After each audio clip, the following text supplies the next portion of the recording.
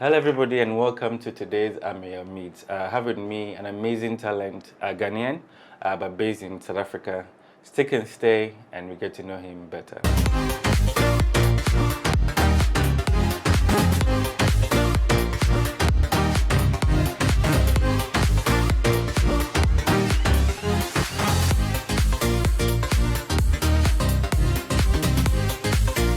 Hello, welcome back, and I hope you've hit the subscribe button to get more of our amazing content. Hello, Philip. Welcome.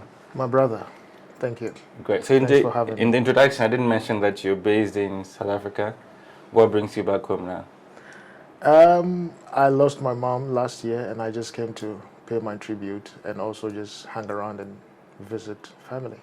Great. I mean, for those who don't know who you are, let's go back into it. Who is Philip? Well, like you said, I'm a Ghanaian. I'm born and raised in Ghana. I moved to South Africa 13 years ago. I'm a musician, music producer, filmmaker, in brief. What else can I say about myself? I love God. Great. So before moving out of Ghana, were you doing these things here? Yes, I was doing mainly music. Oh, good. I studied music at Winneba, and yeah, that's what I was doing before I moved to. Also, it's more academic, and then you started practicing after you moved out. Actually, I started playing drums at the age of like 9. Yeah, so I've been doing that my whole life. And at that early age, what sort of formed that interest? The interest came from my big brother used to play, you know, and then he fell off the rail some way, somehow. So I took over. And because we grew up in church, it became the second love. Good.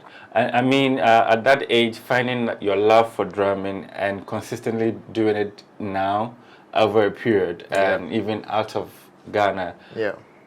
What has the journey been like? Look, it's been amazing. I know that Ghanaians say that music is not work and stuff like that, but it's the way you craft yourself and the people you associate yourself with and how you handle your whole craft. You know, for instance, if you call me and you have to call my office to book me, you won't regard me as calling somebody from the street. You know, so if you want to do music, do it properly. Get information, get knowledge, know what you are up to. Cool. You know, if you don't do that, you'll fall off the rail. And do you think we'd have been able to do the same thing if you were still based in Ghana? Not to this extent, because I had to be thrown into the jungle to wrestle with the lions, you know. So if I was here, I was probably going to be in my comfort zone. So I think I could get to where I am, but not at this point, maybe. So when you go to South Africa, what did you do right? I prayed and I believed. That's what I did right. And I associated myself with the right guys. And I never said no to the right guys. So did you build it from church in out, or how? Okay, let me tell you a little story about when I broke in. I started playing in church when I got in there, but in a Ghanaian church actually. But unfortunately, the Ghanaians outside, we don't treat each other right. You know, so we had a huge fallout. And I had to depart from there and tag on to the secular music. You know, so, well, if I start telling you the whole story, I'm sure we won't finish it right now. But it's a jungle, like I said, and you have to learn to wrestle. So which part of South Africa was this? Johannesburg? I've moved everywhere. I know places in South Africa that South Africans don't know.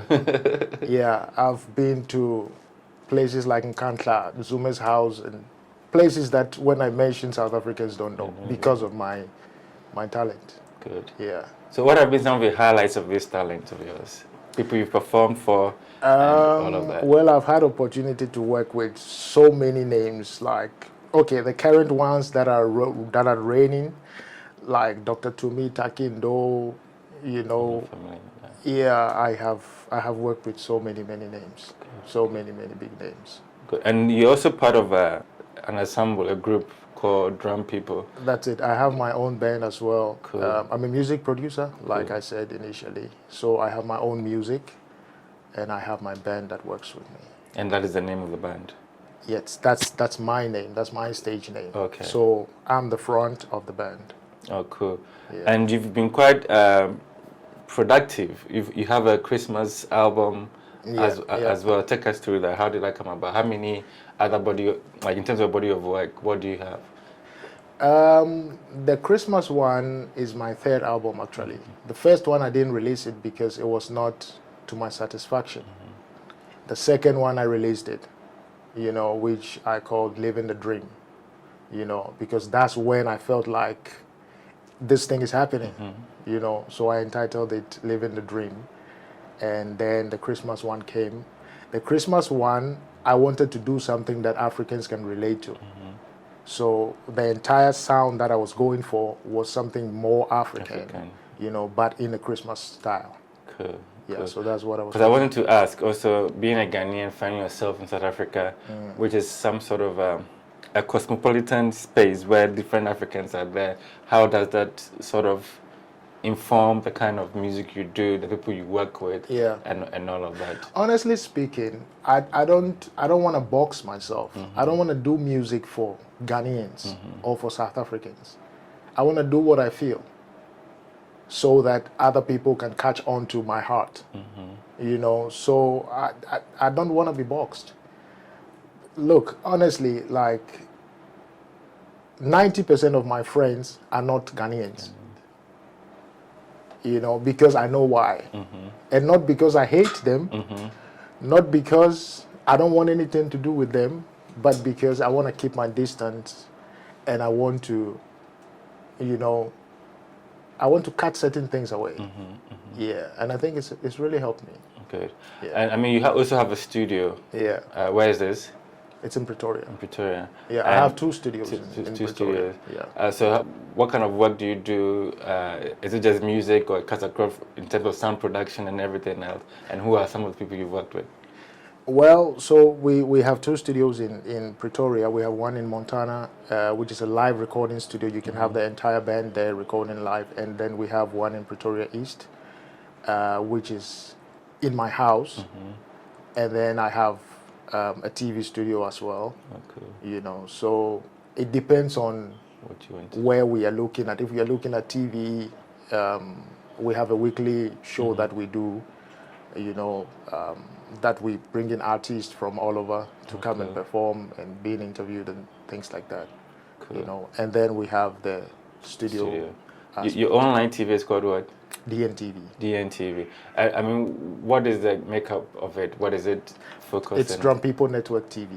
Yeah, so you're talking about music. Everything is Drum People. Oh, cool. Yeah. Cool. And you have a weekly show like you're talking about. Yes. What's it about? What's the focus? It's called The Sound of Silence. Sound of Silence. Interesting. Yeah.